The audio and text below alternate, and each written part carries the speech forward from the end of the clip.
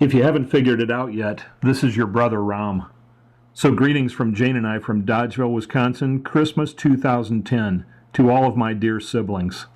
I love you all very, very much and miss you greatly. This year, our churches are in the midst of an Advent conspiracy. If you know anything about this program, it centers on spending less so that you can give more.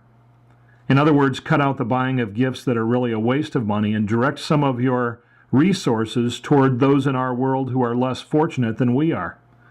Also, it's about mirroring God's greatest gift to us, the gift of His presence, CE. Well, that's kind of what this gift is all about.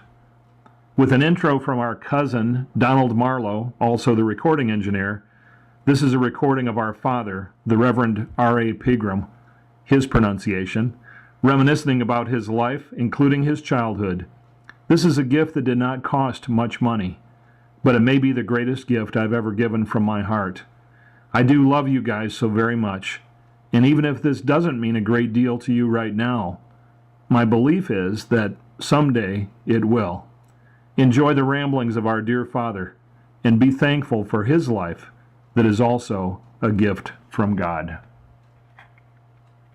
This is a test to see if this recorder is working properly, and I've read the book on how to use it. I have made a lot of pictures in my lifetime, but I have never made very many recordings. This is just a practice session for the upcoming recording session with Uncle Dude tomorrow afternoon. This is R.A. Pegram speaking, September the 29th, 2010, and I am reminiscing about my childhood and past. My earliest memories. The very earliest memory I have, we visited a farm. I was sitting in my mother's lap. I remember the farmhouse, the barn, seeing an old truck and car. Later, when I described the memory to my mother, she couldn't believe I could remember that far back. It was the only time Mother and Dad had been to that particular farm. This happened when I was much less than a year old. I always remember being a happy child. I knew I was loved. We lived on South Elm Street, first at 837 South Elm, then at 917 South Elm.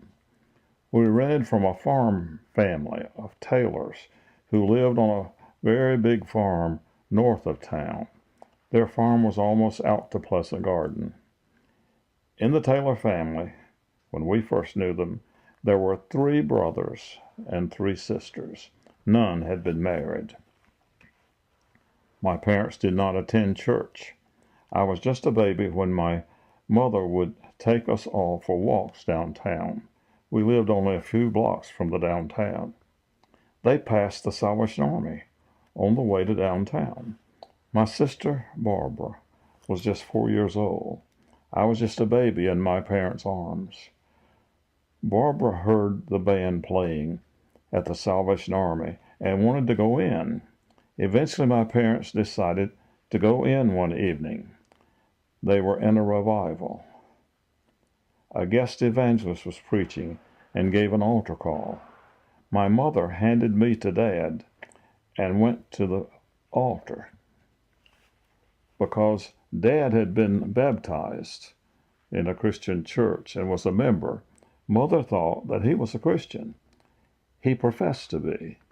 But after hearing the preaching in the Salvation Army, he realized he was not.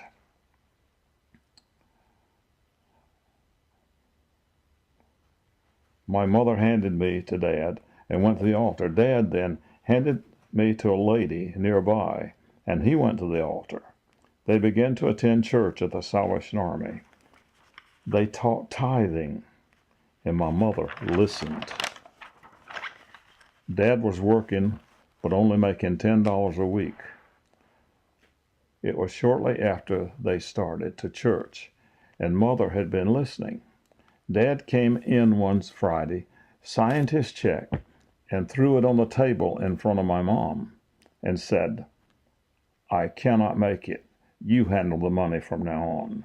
Mother took the check and said, "We will make it on $9 because from now on we tithe. I don't have to tell you, my parents' finances turned around from then on, but Mother handled the finances from then on. They were never broke again. They taught all of us children to tithe. We had to give away. We gave a dime for every dollar that we ever got. When Dad and I built over a dime belonged to God. When Dad and I built over our home on Keith Street, when we finished it, it was paid for. There was never a mortgage on it. Soon after this, Dad was offered a job with Cone Mills. He worked there a short time, and we were driving out to Reedsville Road. From the road, we could see some brick houses that had just been built.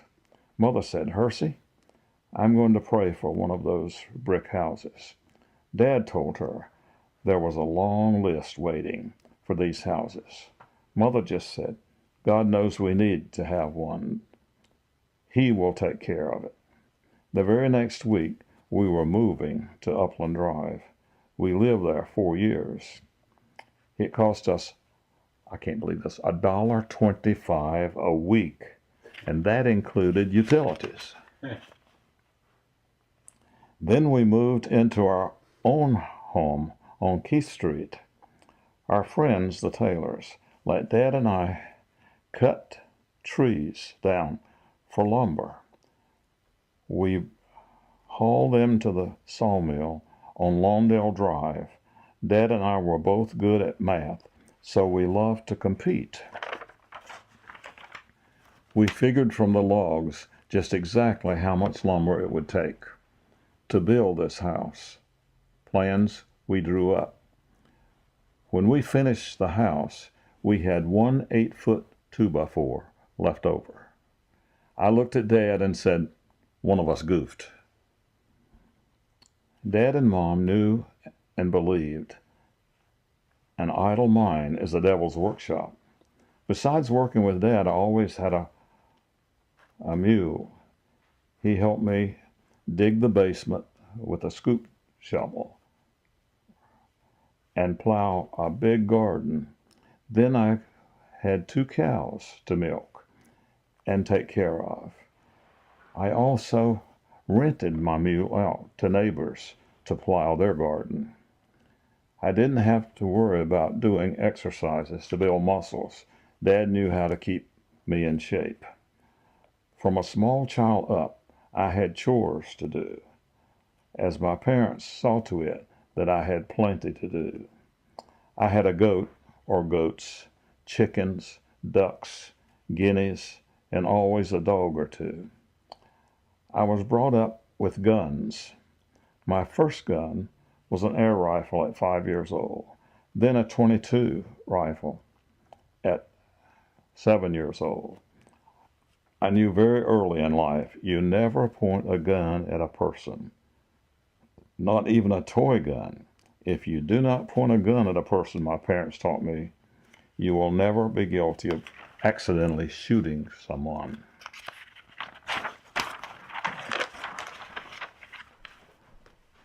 You want to try something?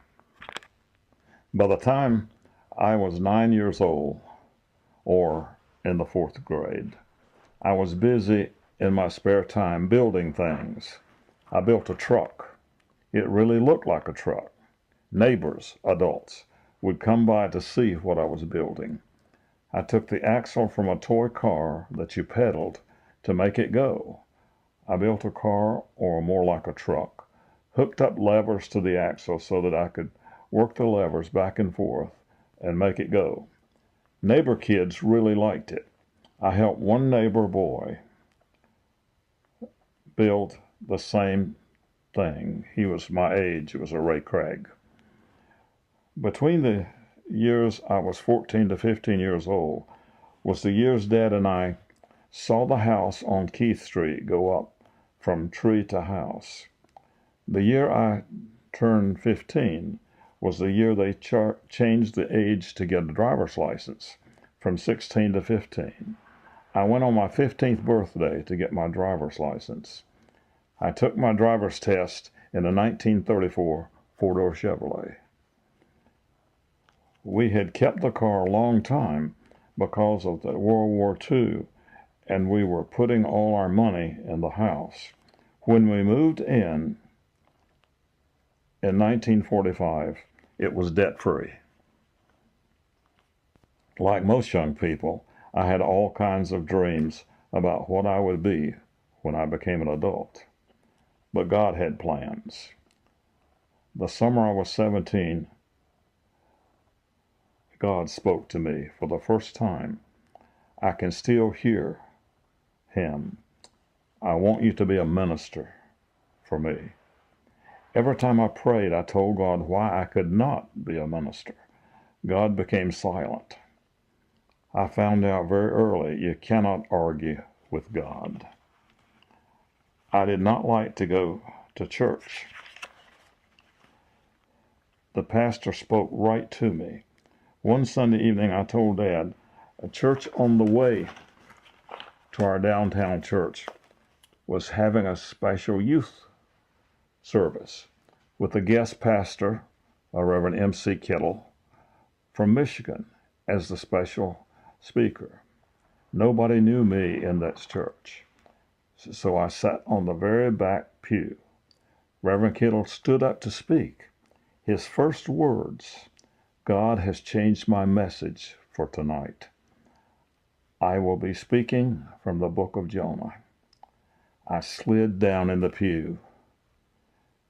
He preached straight at me about running from God. The church was full, but he spoke to me.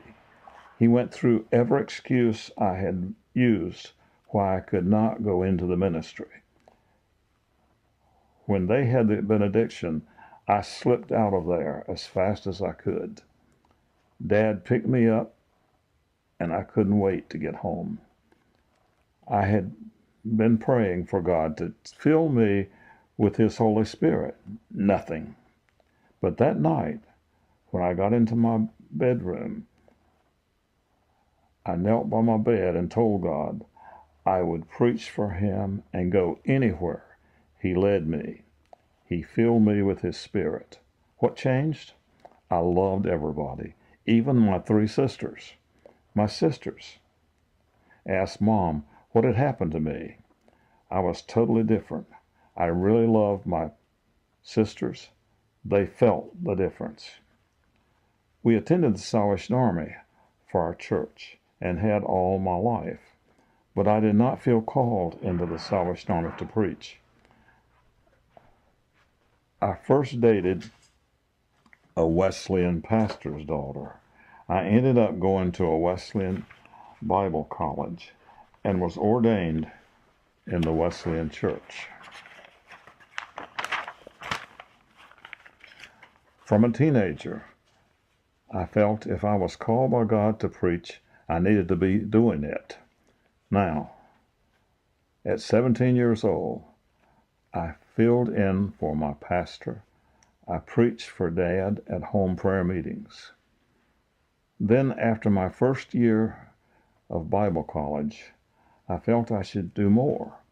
So I rented a big tent and hauled it to Stokesdale and set it up on one of my mother's first cousin's yards. He had about 2-acre front yard. I rented the tent and hauled pews over from Kernersville with my Uncle Wesley's Army Jeep and trailer, about 35 miles. I was told nobody went to tent meetings anymore. My own mother and dad thought I was foolish. The tent was packed full and overflowing every night for 10 nights. Most of the people wanted me to go on, but I was working 8 hours a day at Cone Mill and preaching at night 25 miles away. I was tired. A friend of mine, Tracy Manus, from Bible college, led the singing. Betty Welborn, with her accordion, furnished the music. All my uncles, aunts, and cousins from both my mother and dad's family attended. One of my mother's cousins, Ben Thorpe, asked me if I would come up on Sunday nights and preach at their church. I preached at Mount Carmel United Methodist Church on Sunday nights for 2 years.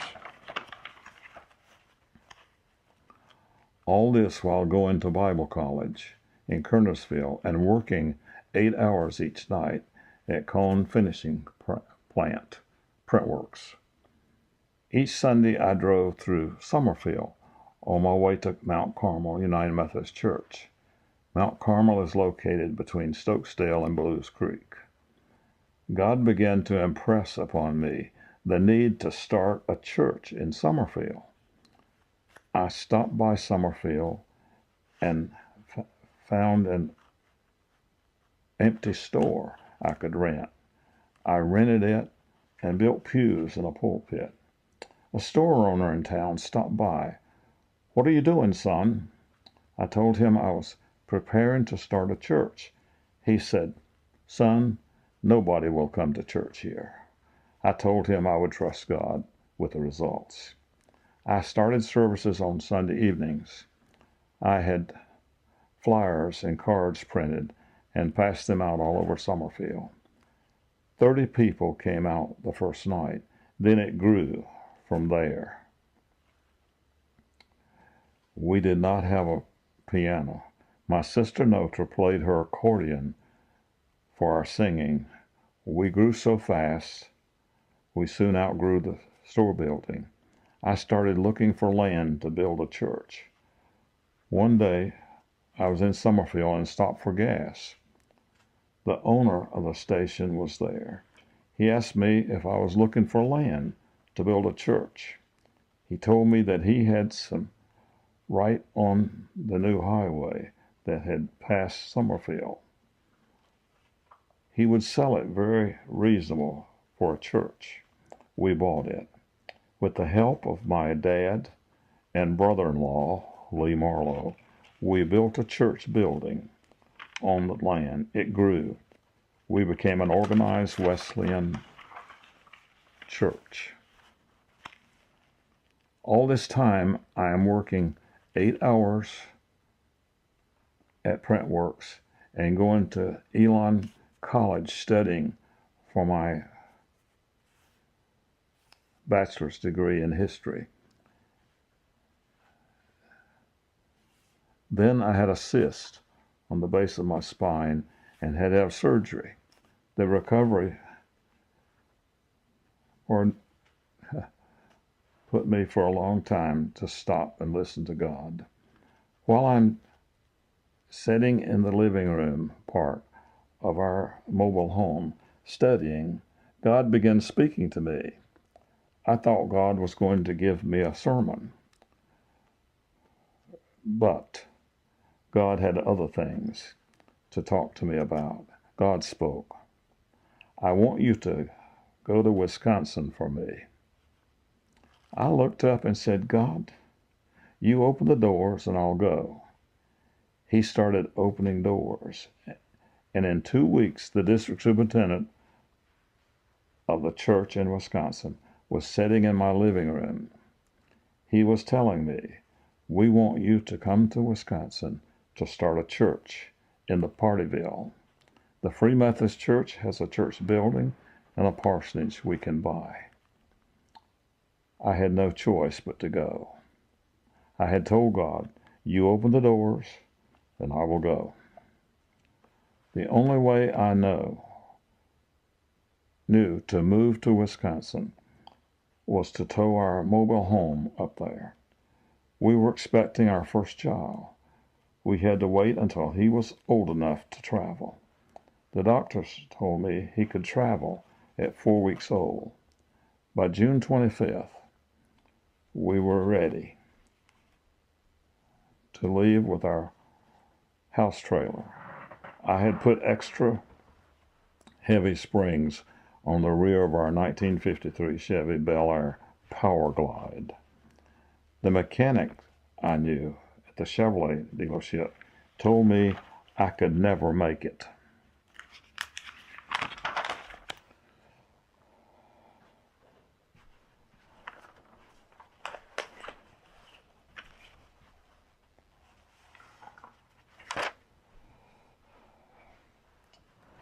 My mechanic I knew at the Chevrolet dealership told me I would never make it over the mountains pulling the trailer with that little car.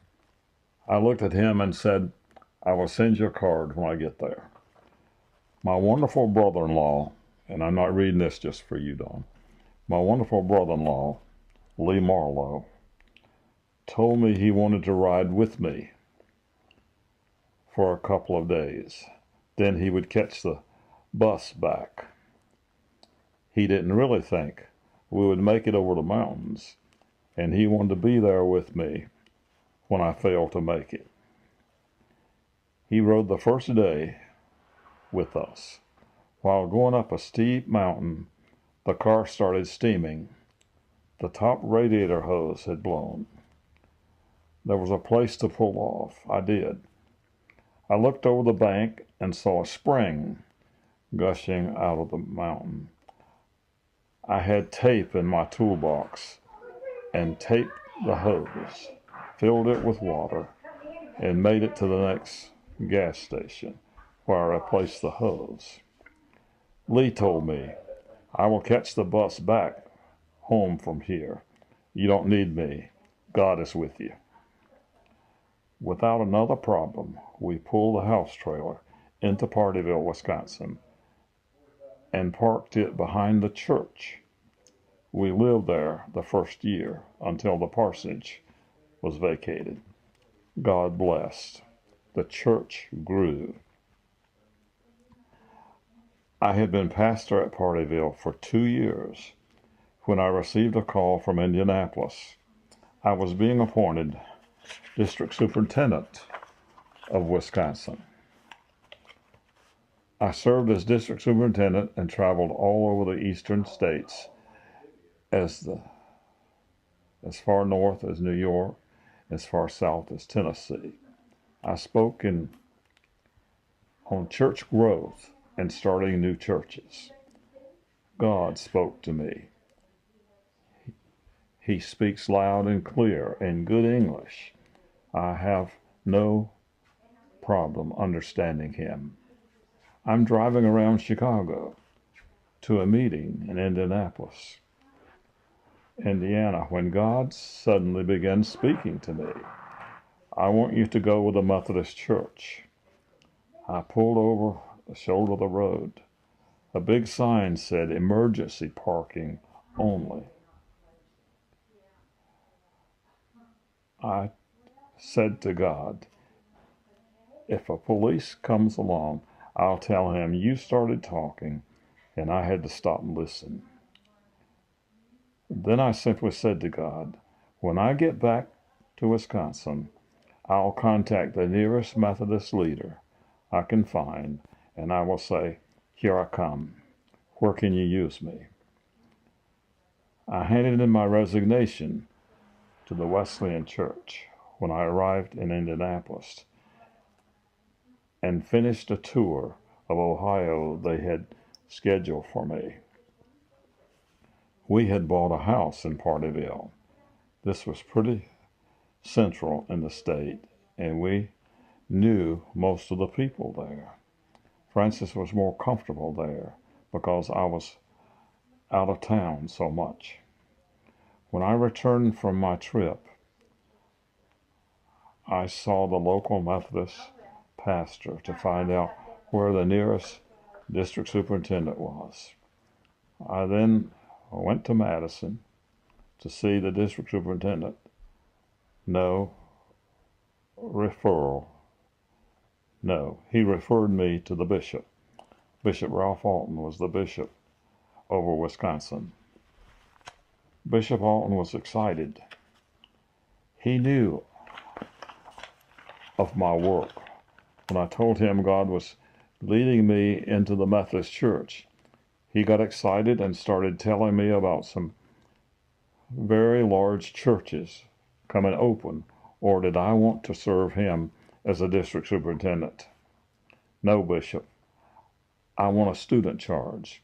I want to go back to school and get the best education I can and just be the very best Methodist pastor possible. I have had the experience of being a district superintendent. I'm a pastor, and that is where I want to work the rest of my life. Bishop Walton told me he would call me with the first opening he had for student charge. The first to come open was a 4-point charge. The parsonage was at South Wayne.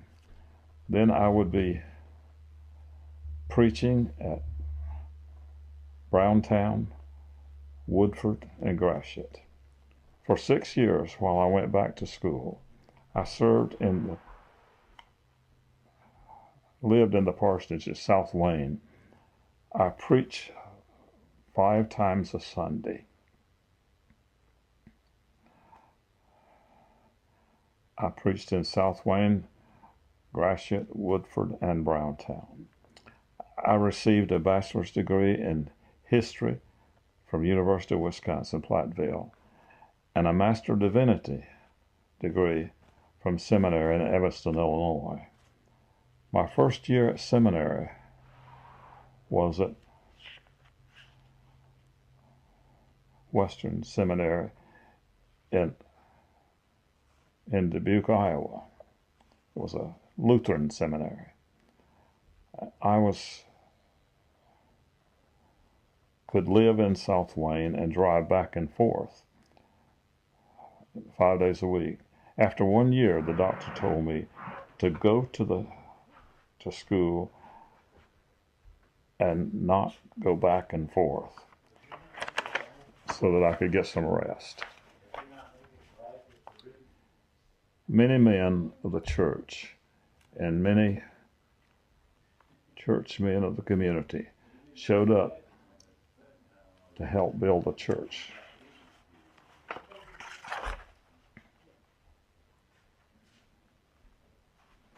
I gotta back up. I went to Garrett for 3 years in Evanston, Illinois.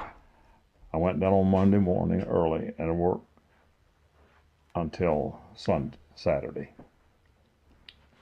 When I finished school, Bishop Walton said, he would let me know everything that came open, and he would appoint me to the one I would choose. The very first one to come open was the Lafarge Dell charge. I prayed overnight and told the bishop I would go there. He wanted to know if I had ever seen Lafarge. I told him no, but God had, and that is where he was leading me to go. The bishop said, "Don't ever blame me for sending you there." I answered, "I'll call you when I need you to dedicate a new church building." By September of the first year I was there,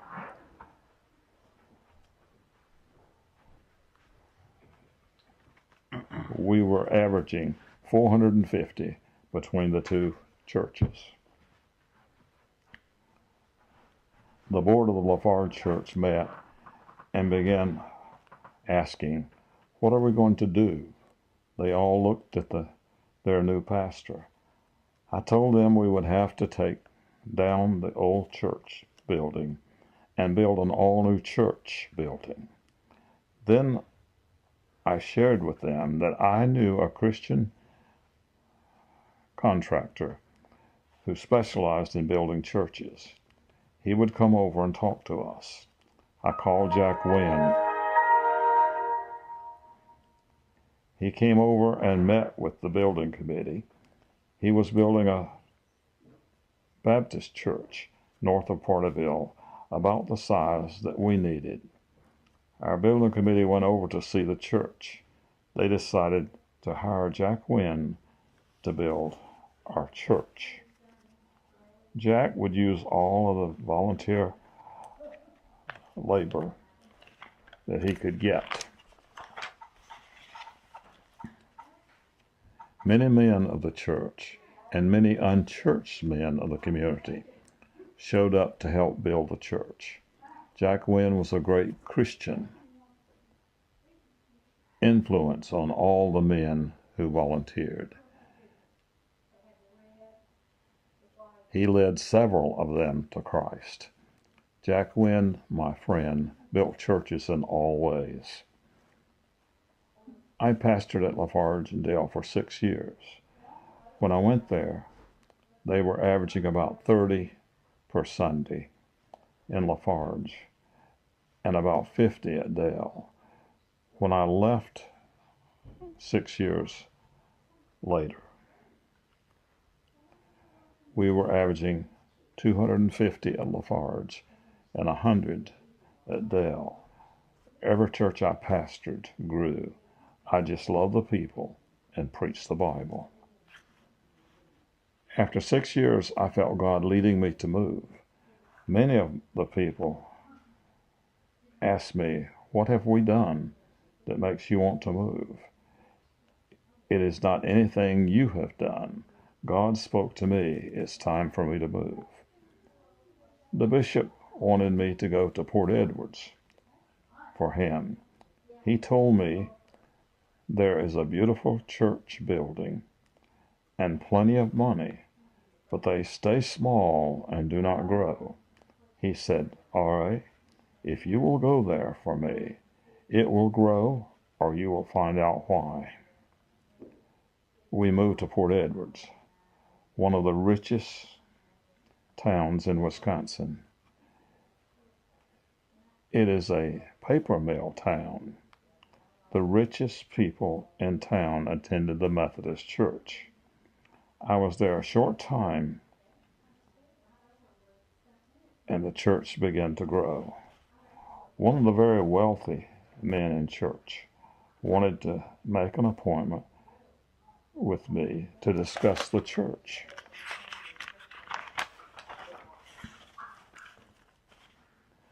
Everybody in church and in town looked up to Mr. Rao, Dr. Rao, I should say. When he came into my office the first time, he said, "R.A., you're pastoring all wrong. You're working too hard. We just want you to take it easy. Go play golf. Go fishing. Spend time with your wife and family. We are satisfied with the church just the way it is. You preach too much Jesus. You pastor like we want you to, and you will be well taken care of. If anything should happen to you, we will see that your wife is taken care of and your children's way is paid to college." But this time, I felt like I was in a bad dream. I stopped him. "Dr. Rao, you are talking to the wrong pastor. I work for God. I pastor like He wants me to. If this church does not want me, this kind of pastor, I'll move. There are plenty of churches that do want me." He stomped out. I kept pastoring, but began to prepare to move. Then I suffered one of my worst heart attacks. The doctors thought it would take me. When I survived and was finally sent home, the bishop said I found out what he wanted me to find out about the church at Port Edwards. He would move me to a church. Then he said they were planning to close this church in a year. He wanted me to go there and rest for a year. I simply said, I will go, but not to close the church, but to grow it. You can appoint me there and just forget I am there.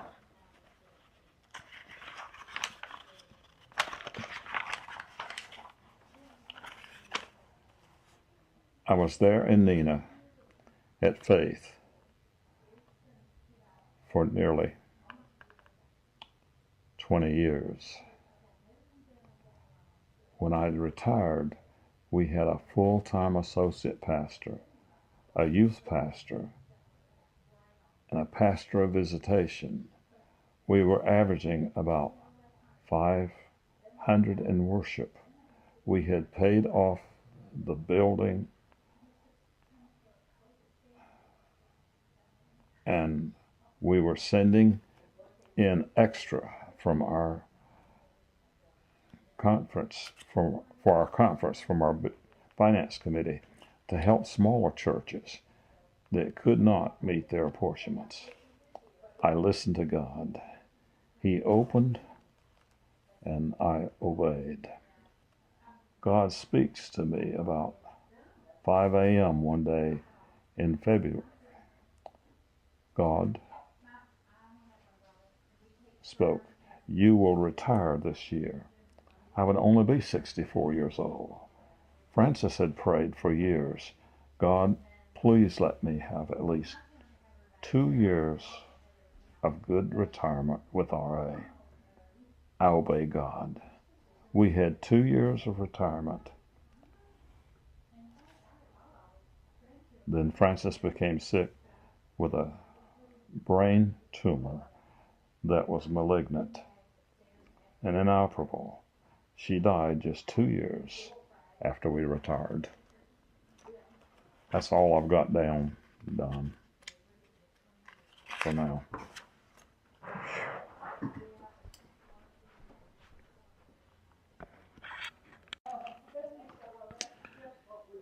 All right. Then I suffered one of my worst heart attacks. The doctors thought it would go away, would take me. When I survived and was finally sent home, the bishop and I said I'd see what I wanted at Port Edwards, to know about Port Edwards and the church. He would move me to a church they were planning to close within a year. He wanted me to go there and rest for a year.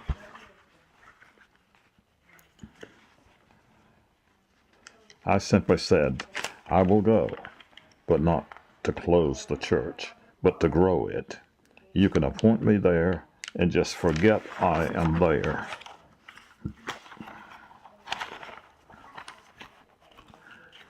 I was there in Neenah at Faith for 19 years. When I retired, we had a full-time associate pastor, a youth pastor, and a pastor of visitation. We were averaging over 500 in worship. We had paid off the building loan, and we were sending in extra for our conference apportionments to help smaller churches who could not afford to pay their apportionments. I listened to God. I speak and obey God. God speaks to me about 5 a.m. one day in February. God said, you will retire this year. And I thought I will only be 64 years old. Francis had prayed for years, God, please let me have at least 2 years of retirement with RA. I obey God. We had 2 years of retirement. Then Frances became sick with a brain tumor that was inoperable. She died just 2 years after we retired. I'll back up to when I was very young. I always had pets. Usually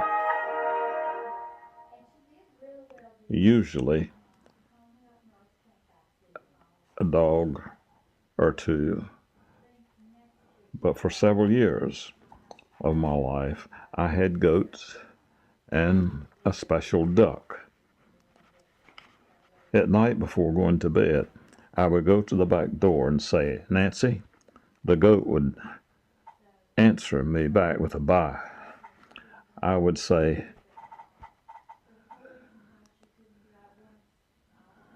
"Quack, quack." The duck would answer me with a quack, quack.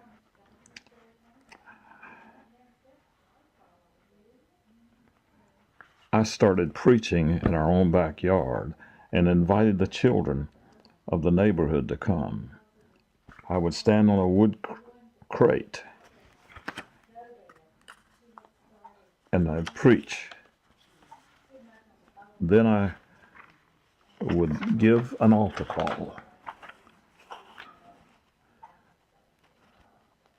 When mostly boys would come, for I would pray for them. I met a man several years ago who told me he was a Christian. He accepted Christ in my backyard when I used to preach there. His last name was Hilliard. That's as far as I got, Don. Can I shut it off now? Yeah.